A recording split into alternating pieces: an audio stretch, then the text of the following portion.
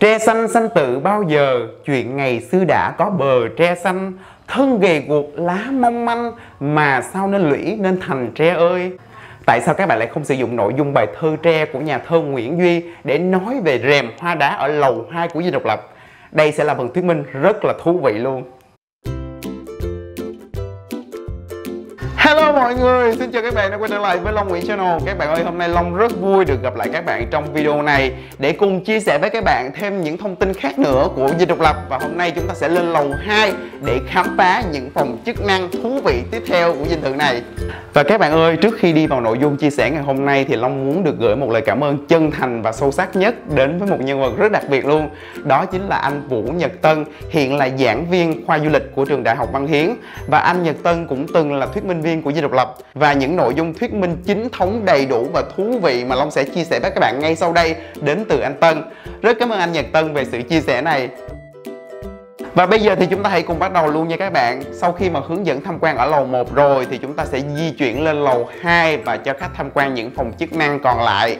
So với các tầng lầu khác thì ở tầng 2 này có nhiều phòng chức năng hơn và có rất nhiều phòng thú vị khác nhau. Và thêm một ý nhỏ nữa là phần nội dung chia sẻ ngày hôm nay thì Long sẽ làm khác hơn so với những cái video trước một chút xíu. Tức là sau phần dàn ý thuyết minh bằng tiếng Việt của từng phòng thì Long sẽ nói phần tiếng Anh luôn. Như vậy thì các bạn tiện theo dõi và ghi chép ha. Phòng bản đồ hay còn gọi là phòng họp Hội đồng An ninh Quốc gia là nơi Tổng thống Việt Nam Cộng Hòa nghiên cứu tình hình, thảo luận với các tướng lĩnh về những kế hoạch quân sự của chính quyền Sài Gòn.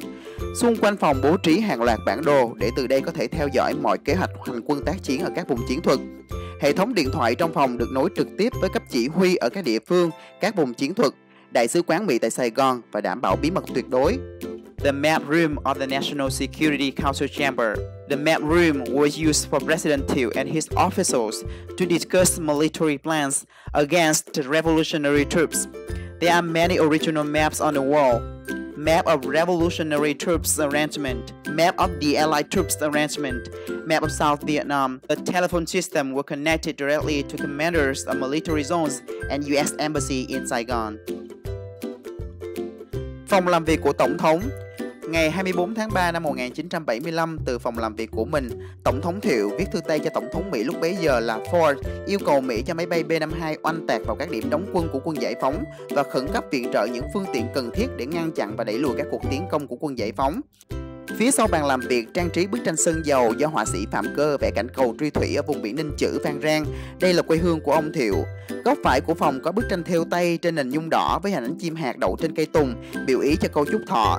Bức tranh là quà tặng của Đại tướng Nguyen Thê thuộc Lục quân Đại Hàn Dân Quốc tặng cho Tổng thống Việt Nam Cộng Hòa nhân cuộc họp cấp cao tham mưu trưởng vào năm 1971.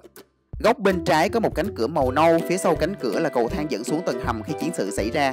On the 24th of March 1975, from here, President Thiệu wrote to President of US G4 asking for B-52 airplanes bombing short but concentration to revolutionary zones and supporting more as necessary equipment to fight against the revolutionary troops.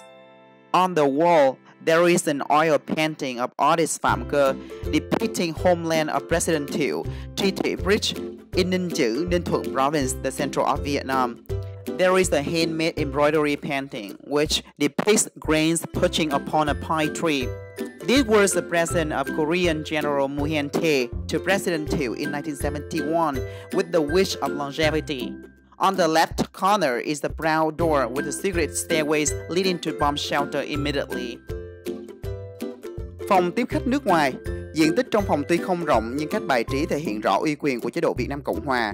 Ghế của Tổng thống Việt Nam Cộng Hòa được đặt trên bục gỗ cao hơn tất cả các ghế khác. Phía sau là một tấm gỗ lớn có 3 sọc tượng trưng cho quốc kỳ Việt Nam Cộng Hòa. Đối diện là ghế của thượng khách, người đại diện cao nhất bên khách. Thành và hai tay ghế đều được chạm đầu rồng. Những ghế còn lại trong phòng dành cho thư ký và phụ tá được làm cao thấp khác nhau và chạm trổ đầu phụng hoặc chữ thọ tùy theo cấp bậc của mỗi người. Từ ngày 19 tháng 10 đến ngày 23 tháng 10 năm 1972, tại đây đã liên tục diễn ra các cuộc gặp gỡ giữa Tổng thống Thiệu và Kissinger, cố vấn đặc biệt của Tổng thống Mỹ Nixon, sang Sài Gòn nhằm thuyết phục Tổng thống Thiệu ký vào Hiệp định Paris, nhưng tất cả các cuộc gặp đều thất bại. International Reception Room of President of Republic of Vietnam. This room is not large, but its decoration always shows power of the head of state. President chairs stands on wooden platform higher than the other chairs. In the opposite side, leader of the guests sat on the chair with elephant tusk behind. Both chairs are carved with dragon heads to show power. The other chairs belong to assistants, which are decorated in different ways depending on the social rank of each person. From October 19 to October 23, 1972, there were many meetings between President Thiệu and Kissinger, very special advisor of US President Nixon. Mr. Kissinger came here to convince President Thiệu to sign in Paris Agreement 1973, but Mr. Thiệu refused it. Phòng tiếp khách trong nước. Phòng này thông với phòng tiếp khách nước ngoài nhưng được bài trí đơn giản hơn. Ghế của Tổng thống Việt Nam Cộng Hòa được đặt ngang hàng với các ghế khác. Domestic reception room. This room is bigger, but its decoration is more simple than the international reception room. Every chair is put on the same level. Phòng tiếp khách của Phó Tổng thống Việt Nam Cộng Hòa cũng giống như tên gọi của nó. Đây là phòng dành cho Phó Tổng thống Việt Nam Cộng Hòa tiếp khách. Nhiệm kỳ 1967 đến năm 1971 là Phó Tổng thống Nguyễn Cao Kỳ.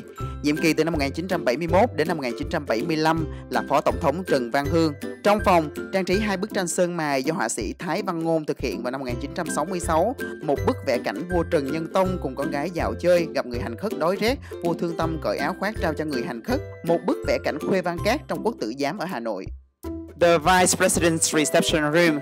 It was respectively used by two Vice Presidents of the South of Vietnam from 1967 to 1971, used by Vice President Nguyễn Cao Kỳ, and from 1971 to 1975, it was used by Vice President Trần Văn Hương.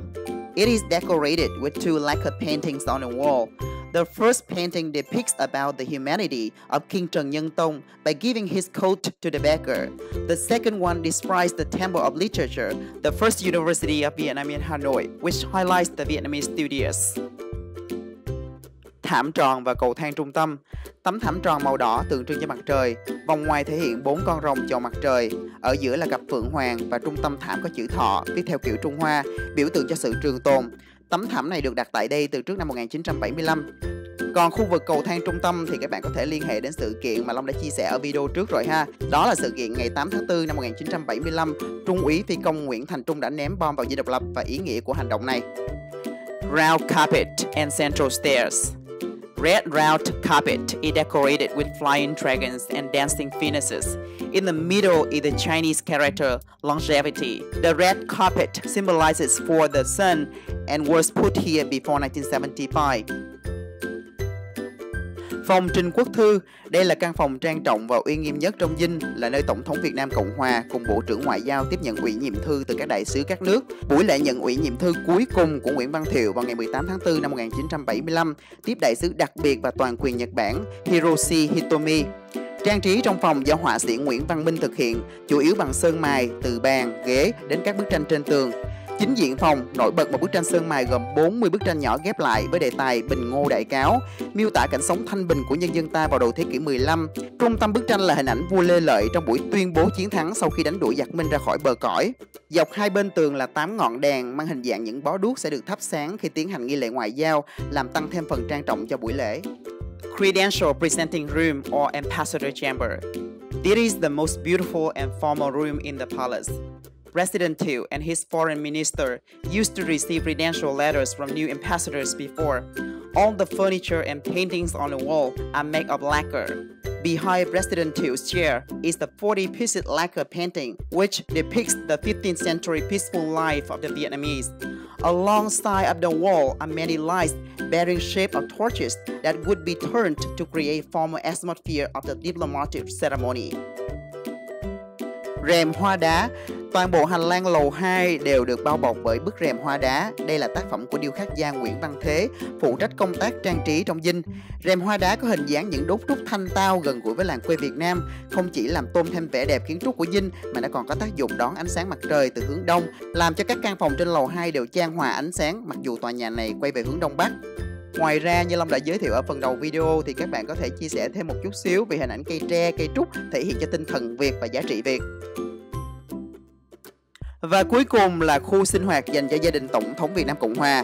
Khu sinh hoạt dành cho gia đình Tổng thống Việt Nam Cộng Hòa nằm ở lầu 2 của dinh, nhưng gần gũi với thiên nhiên, có cây cỏ, hồ nước, tiếp xúc với nắng mưa nên có cảm giác như ở trên mặt đất. Trên gác lửng là phòng cầu nguyện. Tổng thống Nguyễn Văn Thiệu theo đạo Thiên Chúa từ năm 1957. Hành lang hai bên và trên gác lửng là các phòng ngủ của gia đình Tổng thống Việt Nam Cộng Hòa. Dọc bức tường này có một số quà tặng như đầu trâu, chân voi, tàu thuyền của cá nhân và một số địa phương gửi tặng cho Tổng thống trước năm 1975.